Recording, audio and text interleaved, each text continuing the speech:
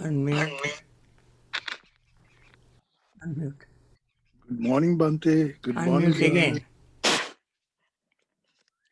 Okay. Okay. Teruvan saranai අපි හඳුනන. Okay. I can hear them.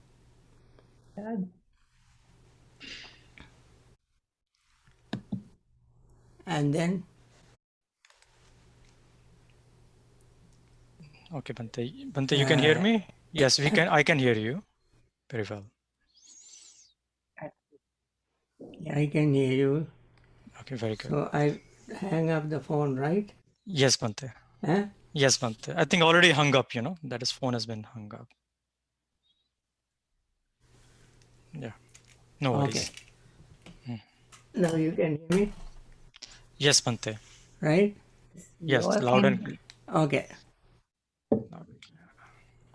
Now let us start. Hold on, Bhante. We have 5 minutes. You are early today. Huh?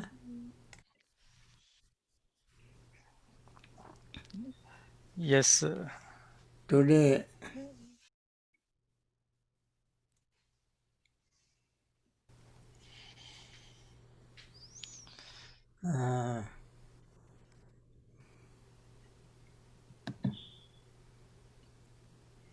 Sadhu. okay.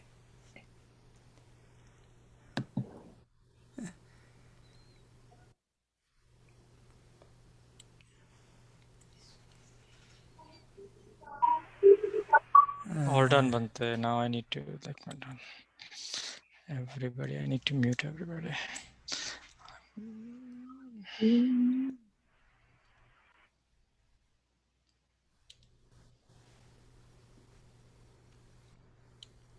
Chat Yeah. Okay.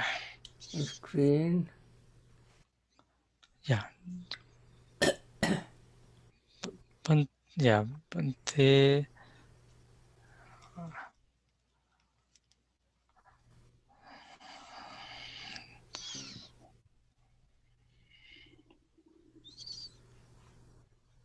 Good morning, Bhante. Good morning, Ryan. Good morning. Bhante. Saranai Blayan. Good morning. Good morning. Teruvan saranai Swami Wahanse.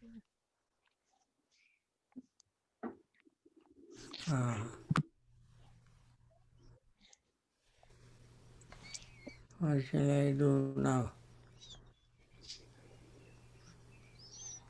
So Bhante, yeah. So you want we'll wait few minutes. I'll put on our metta screen and then we can chant together. Okay. I can put the metta. Yeah.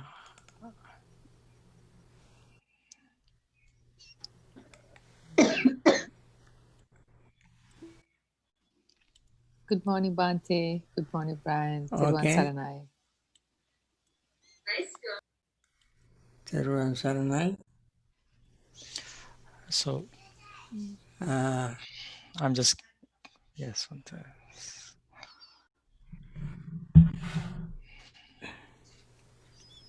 You have today, Brian is replaced with Prashant.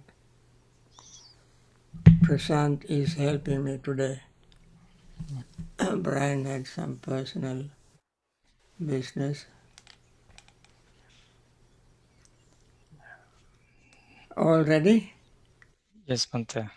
Prashant? Yes, hold on, Bhante. You can. Yes, Bhante. So whenever I have put on the screens, you can wait and we can start whenever you like. Okay, friends, let us begin with the metta meditation.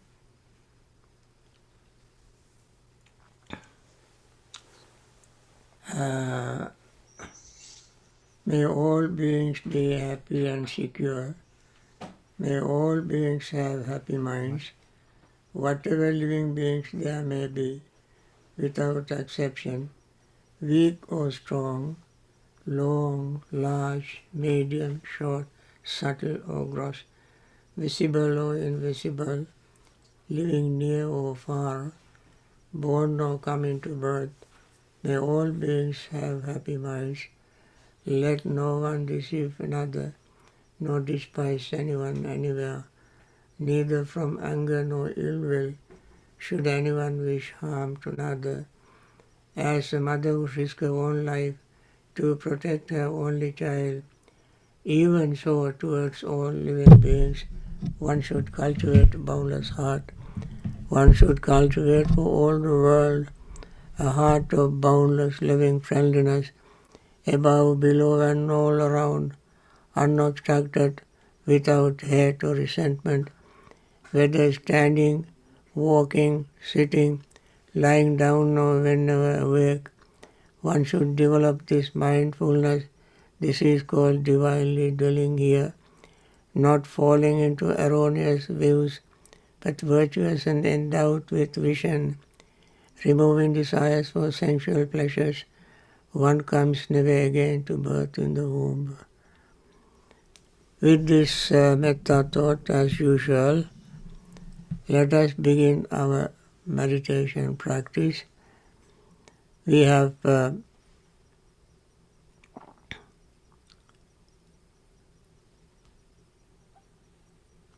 recited meditation recital, metta recital as usual.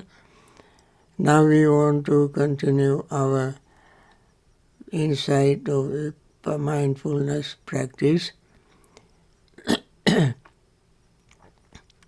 Let us focus our mind on our breathing and let the breath flow in and out, and we just pay attention to that very natural breathing, inhaling and exhaling, noticing the breath touching our nostrils as we breathe in, expanding our chest area, and then expanding our lower abdominal area.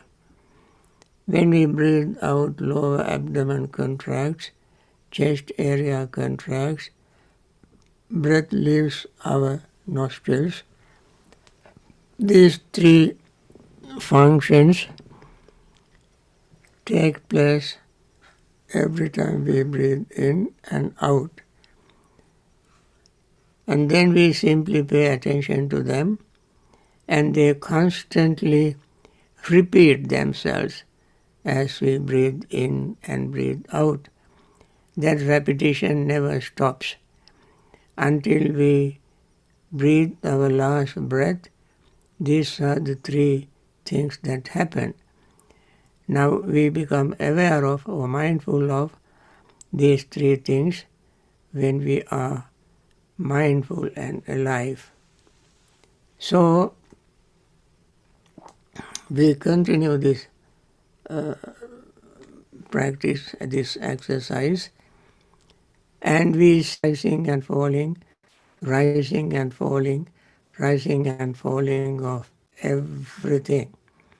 And then we also notice our feeling rises and falls, perception rises and falls, volition rises and falls, consciousness rises and falls. They constantly in a state of flux, always moving, never staying the same, even for 2 consecutive nanoseconds, so to say. So they constantly on the move. Then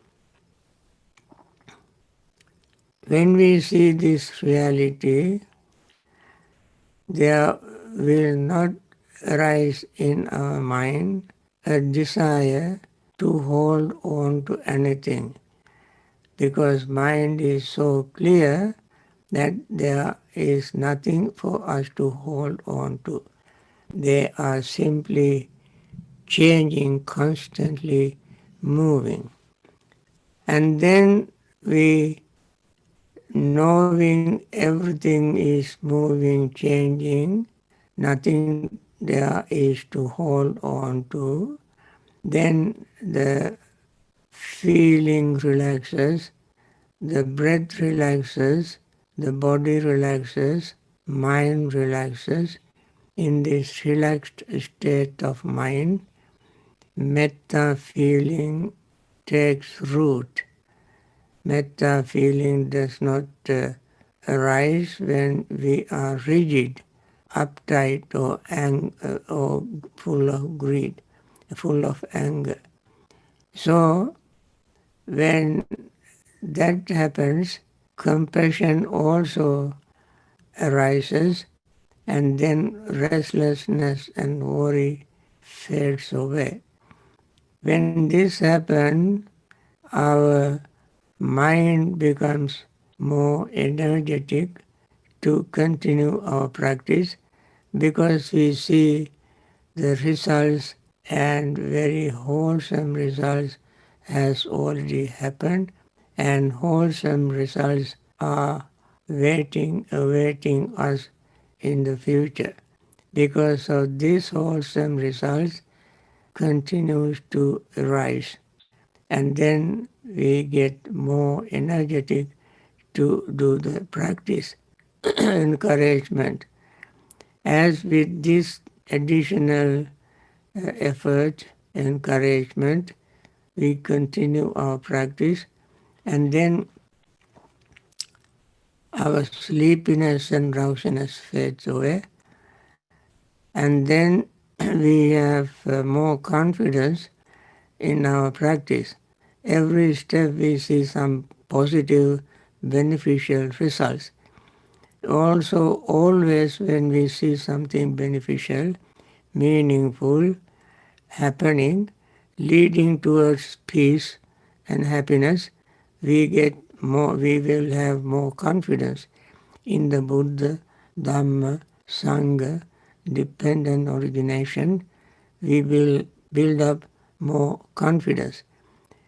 This will, when confidence arises, doubt fades away. What actually happens is 5 hindrances: greed, resentment, restlessness and worry, sleepiness and drowsiness, and doubt temporarily fade away, and paving the way towards gaining concentration. And then we gain joy. Joy leads to happiness. Happiness leads to concentration. When we gain concentration, as Buddha repeatedly mentioned, that concentrated mind see things as they really are. Concentration means concentration of wholesome state of mind. When the hindrances are gone, mind becomes wholesome. When the hindrances are there, wholesomeness also is not there. The wholesome state arises when the hindrances fade away. And this wholesome state has many other wholesome factors. And they all become very calm, soothing, and peaceful. Therefore, this wholesome state get united. It is called concentration, means uniting the wholesome state of mind. All the wholesome factors come together to gain concentration. In this concentration, without greed, hatred, and delusion, we see only rising and falling. Rising and falling is not greed, not hatred, not delusion. Nothing is there except becoming aware of something arising and passing away. What arises and passes away are the body, the breath, feelings, perceptions, thoughts, and consciousness. These are called 5 aggregate. They also are always constantly changing. Concentrated mind can see these changes in a very minutest way, in the deepest changes concentrated mind can notice. When these changes thus take place, our any notion of permanent self, anything permanent, will evaporate, disappear, and thereby we gain deeper insight called Jnana. Jnana means wisdom of rising and falling. Wisdom of rising and falling arises when the mind is concentrated.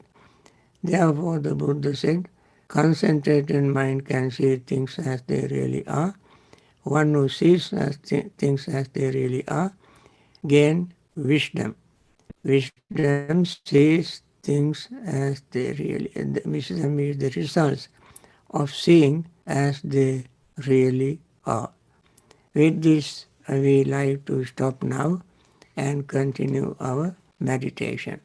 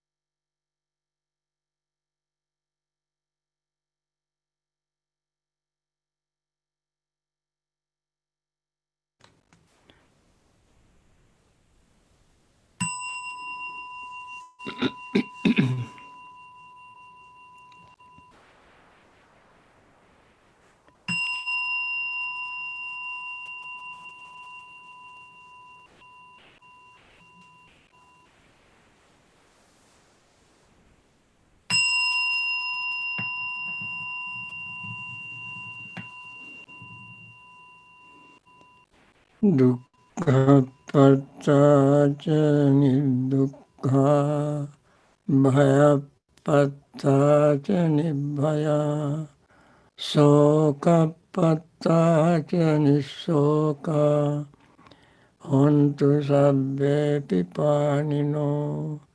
May the suffering be free from suffering. May the fear-struck be free from fear. May the grieving be free from grief. So too may all beings be. With this metta thought in mind, let us focus on the questions, on the answers to these questions. My friend Brian is not there, but perhaps Prashant has the question. But anyway, we got it printed. So Yes, I Bhante. read the questions and try to answer them. Okay. If I finish this, Prashant, you may ask any question coming from chat box. Okay, Bhante. The first question I see, could you please explain to me, do we have to actively present in the charnel ground to practice this? Or is it okay to imagine it, because then it will come under the nappatikanke anagatha? Now, nappatikanke anagatha means not worrying about the future. Now here, what you indicated in the first part of the question is correct. We don't have to be in the charnel ground ourselves. As I mentioned in my earlier talk, these days in charnel grounds you don't find corpse as described in the text, not corpse at all, let alone seeing them in person going through decomposition stages. Now, what the Buddha mentioned, I think if you heard me clearly, you remember Buddha mentioned that the meditator imagine as if he were in a charnel ground. Imagination is not one's own body. One can imagine any person, any body going, any dead body going through these stages. Anytime, anywhere, anybody can visualize, imagine a dead body going through these 9 stages. And then one can think, well, what I imagine, or what I imagine the stages that somebody goes through after death will happen to me. This body also is not gone beyond that. This so-called my body will definitely go through those stages. Now there you don't ponder over the future or worry about the future. You just visualize it, imagine it, and think that this is the nature of this body, going through these stages of decomposing.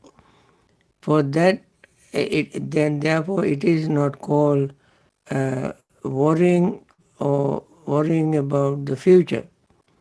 As I mentioned, there is no worry because the person, normally people worry when they are emotional. In this meditation, there is no emotional involvement. The person simply understand the true nature of this body. To understand the true nature of this body, you don't have to worry about the future, but you simply understand this can happen to anybody. This can happen to this so-called my body because it is not gone beyond that, because it is also exactly like the body that is in the charnel ground, or that body in the charnel ground also was like me, eating, drinking, breathing, feeling person. Now when that person feeling, perception, thought and consciousness departed from that person will become like a dead log. And this body, my body also will be like this. So it is just impartial, unemotional, realistic, equanimous way of looking at this body.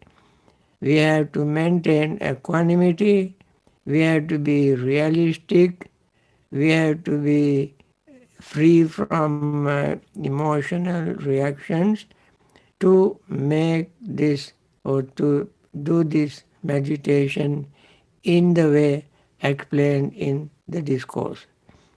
The next question. The other day Bhante mentioned concentration is one-pointedness. Is this also first jhana where five hindrances has been suppressed? If so, would this lead to nibbana or have to go through all the jhanas before one attain nibbana? Also, what does it mean to go beyond one-pointedness? Okay. When five concentration is one-pointedness, one-pointedness of wholesome mind. Because even a wholesome mind has many wholesome mental factors like the faith, energy as faculty or the strength of bala, mindfulness, wisdom, all these factors are there. Even in the wholesome state of mind, what one needs are mindfulness and concentration. Of course, effort, you don't use word to make effort. You are doing it without sleepiness and drowsiness. So right effort, right understanding, right mindfulness. These three factors you need. They also are wholesome.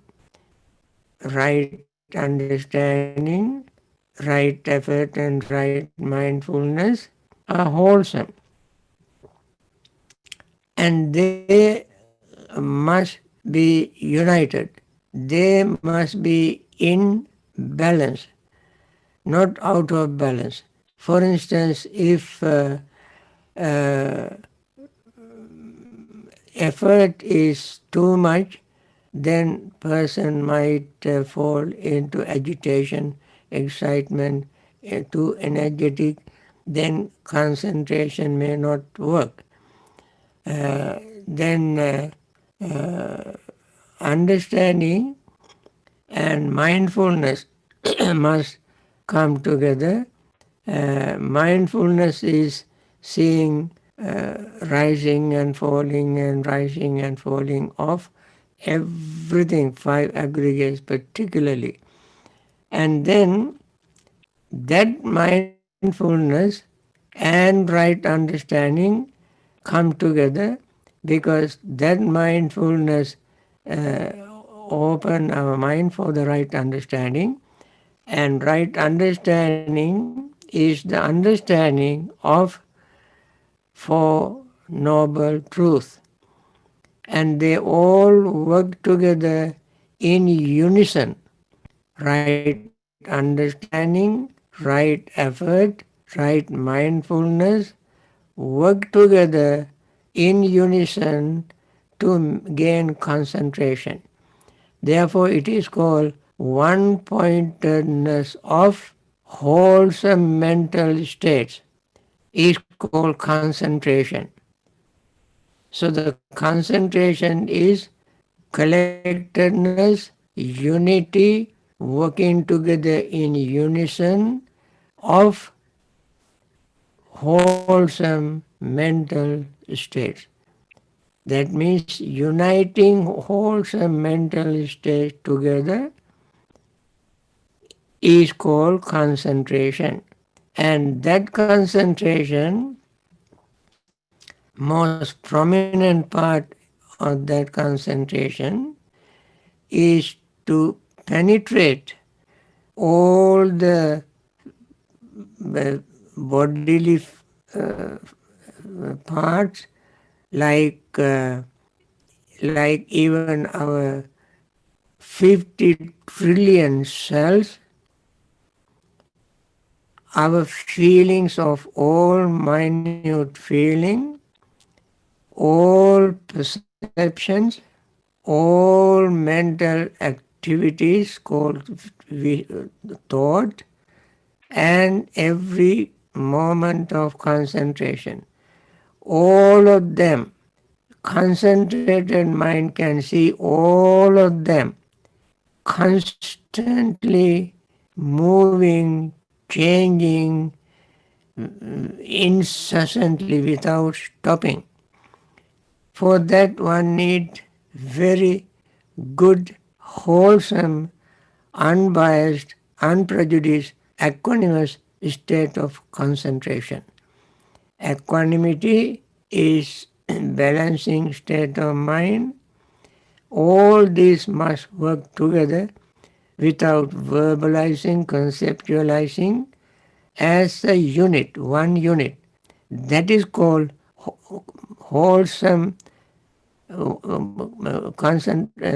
one-pointedness or collectedness or unity or unison of wholesome mental factors, and that is called wholesome concentration, right concentration. So you don't have to go through all jhanas because attaining jhanas is an additional qualification. When one attains jhana and then practice mindfulness, that person's work would be easier, because by practicing gaining concentration, the person has already overcome 5 hindrances. Overcoming 5 hindrances and developing first jhana, second jhana, third jhana, and fourth jhana, and so forth, would make their mindfulness practice easy. and because mindfulness slowly and gradually becomes pure when one attains the fourth jhana, and then seeing impermanence, unsatisfactoriness and selflessness, with that mindful state free from hindrances would be very easy. However, it is not the necessary requirement, that is not mandatory, but if one has that, it is additional support. Make the practice easier, quicker. Attainment becomes quicker. Now, for the attainment of Nibbana, all one has to do is to overcome not only these 5 hindrances, but 10 fetters. 10 fetters. 5 hindrances are should be overcome to attain jhanas. But by attaining jhana, one will not attain nibbana by per se. Attaining jhana would be helpful. In order to attaining jhana is helpful to attain nibbana. But if somebody has not attained jhana at all, like when the Sariputta, a person like Upali, like that, they attain stream entry and so on, without attaining any jhana. What they all have to do is to overcome, destroy, completely annihilate 10 fetters. 10 fetters are the belief in permanent self, doubt, and believing in the attainment of enlightenment or nibbana by becoming attached to wrong habits and rituals and practices. These are called 3 fetters: Sakkaya-ditthi, Vichikicha, Silabhata Paramasa. And then they have to overcome Kamaraga, Vyapada, that is attachment to sensual pleasures, and hatred. These are 5 fetters. Then there are 5 other fetters like Ruparaga, Mana, Uddhacha, Avidya. They all have to be completely eradicated, annihilated from the mind to attain Nibbana or Arahanthood. So, if one practices concentration meditation, that person, even that person, must overcome 10 fetters. If somebody does not attain jhanas, that person must overcome 10 fetters.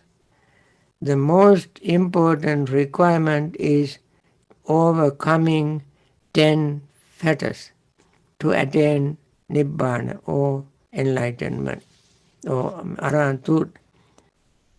So I don't understand also what does it mean to go beyond one-pointedness. Going beyond one-pointedness meaning simply attaining Nibbana. So before attaining Nibbana, one-pointedness, attaining Nibbana means completely dying, never to take rebirth again. That is called complete attainment of Nibbana. Until such time one needs concentration. Okay, another question. Sakkaya-ditthi. There is the person achieved being free from Sakkaya-ditthi. It means, does this person sees right understanding of anatta. Surely, if the person understood Sakkaya-ditthi or 20 types of Sakkaya-ditthi, every minute, tiny, smallest, minute thing in every part of body, feeling, perception, thoughts and consciousness, that person sees them without having any scruple of self. That means no self at all. You can imagine self. If you want to, you can imagine. But it is artificial, it is temporary, you imagine, but Buddha mentioned even in Potthapada Sutta, one can imagine self, any kind of self the person wants. That is just, that limits only to imagination. But in reality, there is nothing permanent in that nature. And if one understands that anatta that way, by overcoming Sakkaya-ditthi, yeah, then the person has right understanding of anatta. Next question. I have always felt that it's better to be alone at the time of death, thus giving one the space to reflect on the past activities, good deeds performed, without having people around you, behaving, talking unintentionally in a way that might disturb the person, disturb the peace. Assuming one is of sound mind at the time of death, not suffering from dementia or similar. Do you think this is a good way to go? I think if the person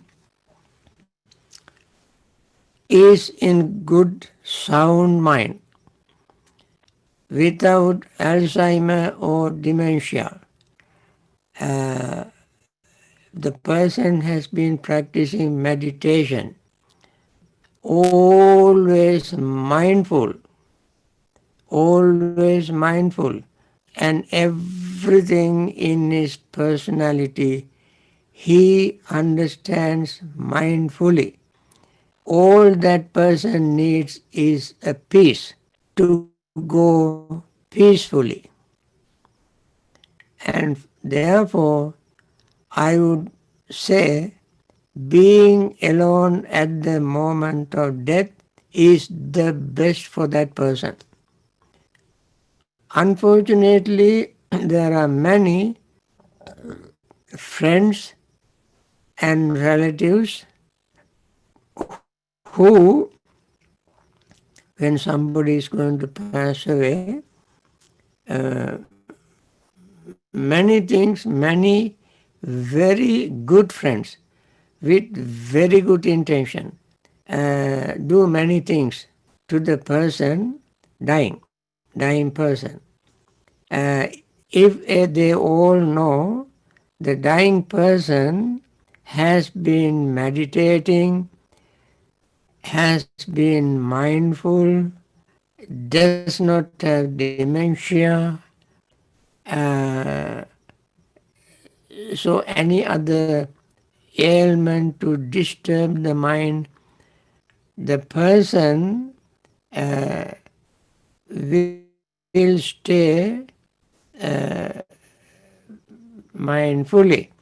But the other people, their friends and relatives and so on, since they have been associating with the dying person for many years, since they have been sharing many things in life together, and their attachment to the dying person is very great. It is unquestionably great attachment. emotional attachment. And because those emotional attachment, they think it is their obligation, their duty, responsibility to do something for the dying person. So they do many beautiful chanting, talks, perhaps maybe Dhamma talks, and singing songs, talking good things about this person. All this they do with a very good intention. However, the person who has been practicing mindfulness knows all this, knows that these people have been his or her friends, relatives. They all really love this dying person. They care for him or her. The dying person knows all this. And therefore he does not need any additional chanting, singing, talking, praising, how grateful they are and so forth. None of these things he wants to hear. He doesn't want to hear any of these things. He knows all of them. He knows these people are his friends or his or her friends, relatives, concerned, loving, supporting. They don't want him or her to die. All this he knows. And therefore, all that person needs is quiet time. Just to be mindful and pass away mindfully without any disturbance.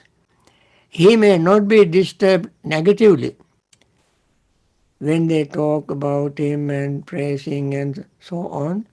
He may be, if he is not, very mindful, he enjoy all these things and listen to them. He may pass away and pass away with attachment to them, because they talk about attaching things, kind things, loving things, and he or she passes away with some attachment to these people because they are that person's friends or relatives. But the person wants to pass away without thinking of anybody else, how good they are.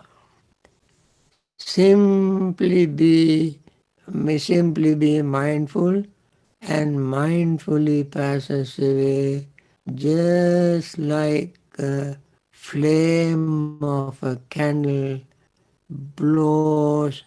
goes out when wind blows. Perhaps if the person has not attained enlightenment by then, if he has been practicing meditation all the time, being mindful, that moment he can attain enlightenment. And Buddha said that. Maranakale means the moment of death. The person has been, Buddha said, if the person has been practicing meditation all his life, if he does not attain enlightenment at the early stage, he may attain in the middle age, he may attain at the old age, or he may attain full enlightenment at the moment of death. So this silent, quiet moment is so precious and so valuable, so important, even for attainment of full enlightenment.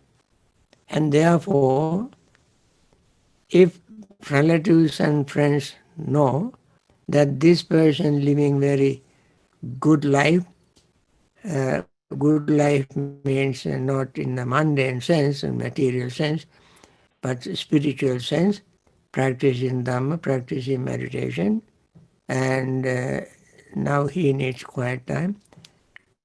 Let us not talk. Let us move away. Let him be alone. And when we breathe last breath, let us watch without talking and see how he passed away peacefully. I think that's a very good message. I think my time is up now. And thank you very much for asking these good questions. And let me wind down our this morning session.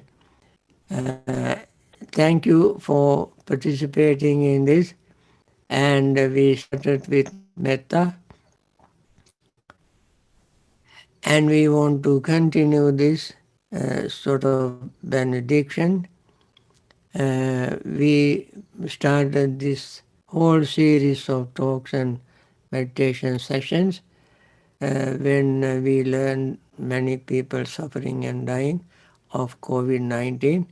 So we wish all of them who are suffering, either in hospitals or homes, suffering from COVID-19, may they recover from it very quickly, return to normal health, and continue the practice of Dhamma and attain liberation free from suffering.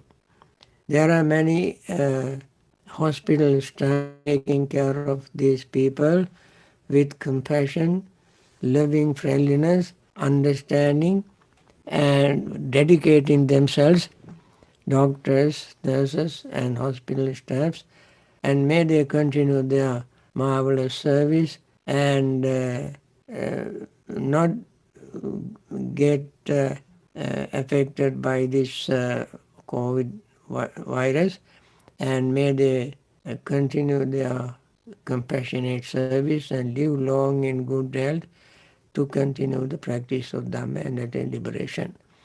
There are others who have lost their loved ones. Just recently we heard one of our friends' mother passed away.